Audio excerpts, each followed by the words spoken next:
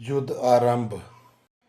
जयति राम जय लक्ष्मण जय कपि सुग्रीव कर जय सिंह नाद कपि बालु महाबल शिव। महान बल की सीमा व वानर भालू सिंह के समान ऊंचे स्वर में श्री राम जी की जय, लक्ष्मण जी की जय, वानर राज सुग्रीव की जय ऐसी गर्जना करने लगे। लंका भयो कोलाहल भारी सुना दसानन अति अहंकारी देखियो बनय केरी ठिठाई भैंसी निशाचर सेन बुलाई। लंका में बड़ा भारी कोलाहल कोहराम मच गया। अत्यंत अहंकारी रावण ने उसे सुनकर कहा, वानरों की ठिठाई तो देखो। यह कहते ही हंसकर उसने राक्षसों की सेना बुलाई। आए कीस काल के प्रेरे क्षुधावंत सब निशाचर मेरे बस्यो कही अट्टास सठ कीना ग्रह बैठे आहार विधि दीना। बंदर काल की प्रेरणा से चले आए हैं, मेरे राक्षसों सभी भूखे हैं, विधाता ने इन्हें घर बैठे भोजन भेज दिया। ऐसा कहकर उस मूर्ख ने अट्टास किया। वह बड़े जोर से ठाका मारकर हंसा। सुबह सकल चार्यो दिस जाहु धरि धीर भालु की सब खाहु उमा रावणी असाभिमाना जिमे टिड्डिख सूत उताना।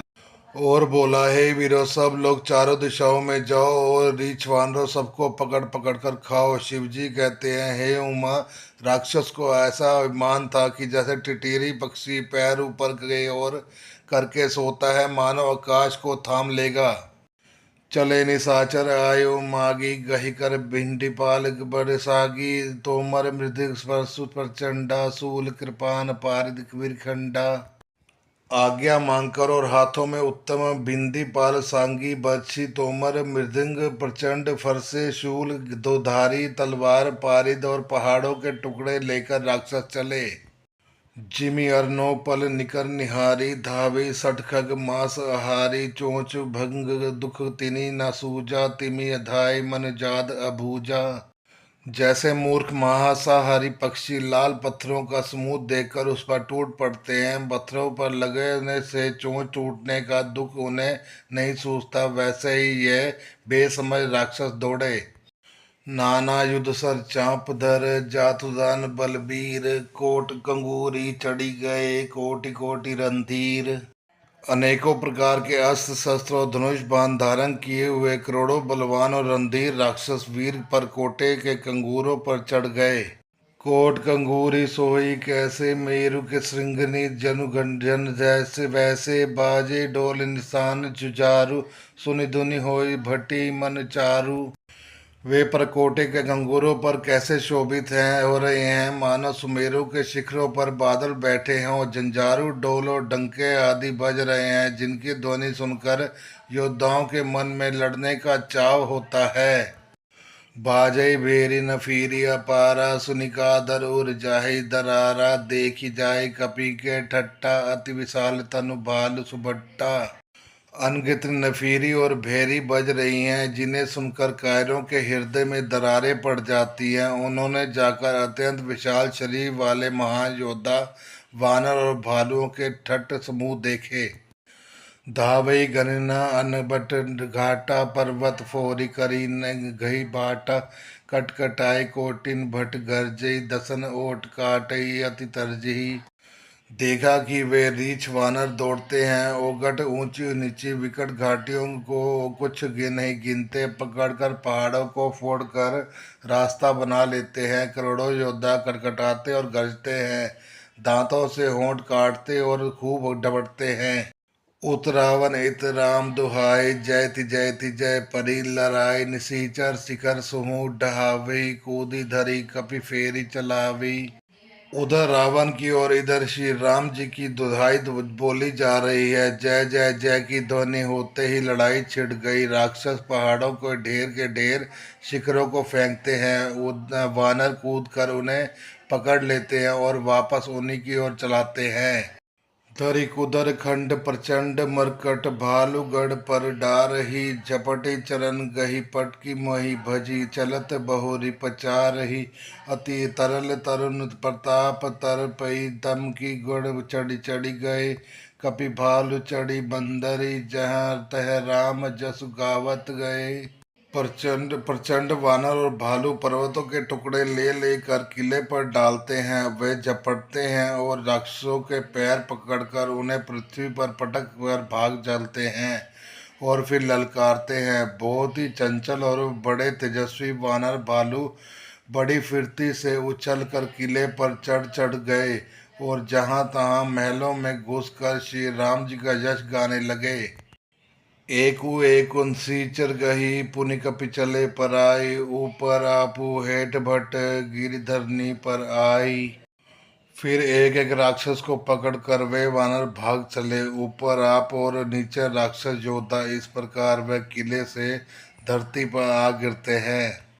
राम प्रताप प्रबल कपि पोंछू था, मर्दे निसीचर सुबट बरू था। चढ़े दुर्ग पुनि जयते वानर, जय रघुवीर प्रताप दिवाकर।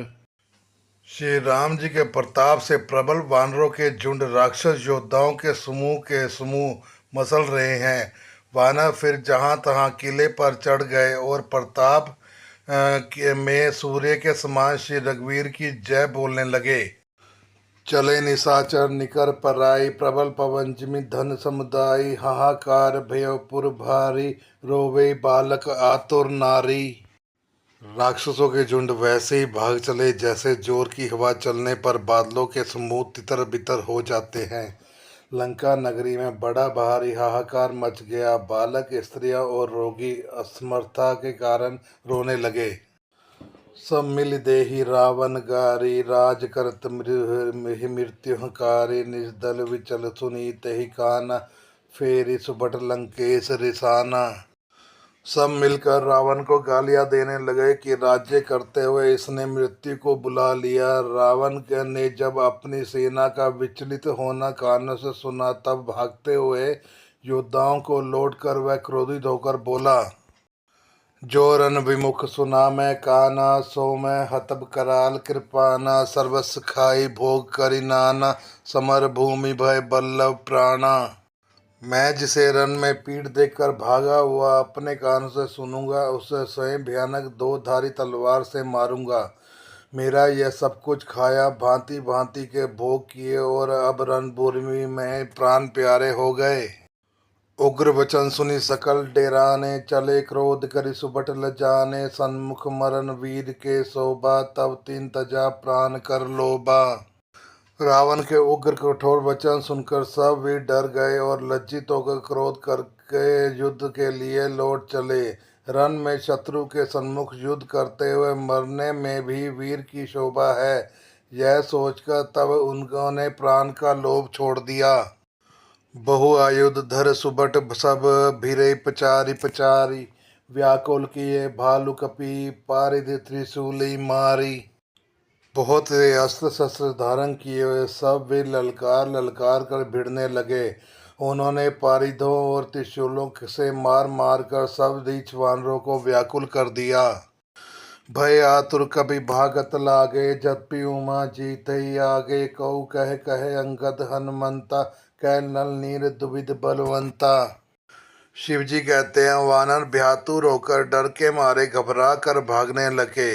यद्यपि है उमा, आगे चलकर वे ही जीतेंगे। कोई कहता है अंगद हनुमान कहाँ है, बलवान नल नील और द्विध कहाँ है। निज दल विकल सुना हनुमाना, पश्चिम द्वार रहा बलवाना। मेघनाथ तय करे लड़ाई, टूट न द्वार परम कठिनाई। हनुमान जी ने जब अपने दल को विकल भयभीत हुआ सुना, तब उस समय वह बलवान पश्चिम द्वार पर थे। वहां उसने मेघनाथ युद्ध कर रहा था। वह द्वार टूटता नहीं था, बड़ा भारी कठिनाई हो रही थी। पवन तन्ने मन भाति क्रोधा, गरजय प्रबल काल समझोधा। कूदे लंक गढ़ ऊपर आवा, गही गिरि मेघनाथ कहु धावा। तब पवन पुत्र हनुमान जी ने के मन में बड़ा भारी क्रोध हुआ। वे काल के समान योद्धा बड़े जोर से गरजे और कूदकर लंका के किले पर आ चढ़े और पहाड़ में लेकर मेघनाथ की ओर दौड़े। भजे और रथ सारथी निपाता, ताहि हृदय मऊ मारे सिलाता। दूसरे सुत विकल तहि जाना, स्वेदन धाली तुरंत ग्रह आना। रथ तोड़ डाला, सारथी को मार गिराया और मेघनाथ की छाती में लात मारी। दूसरा सारथी मेघनाथ को व्याकुल जानकर उसे रथ में डालकर तुरंत घर ले आया।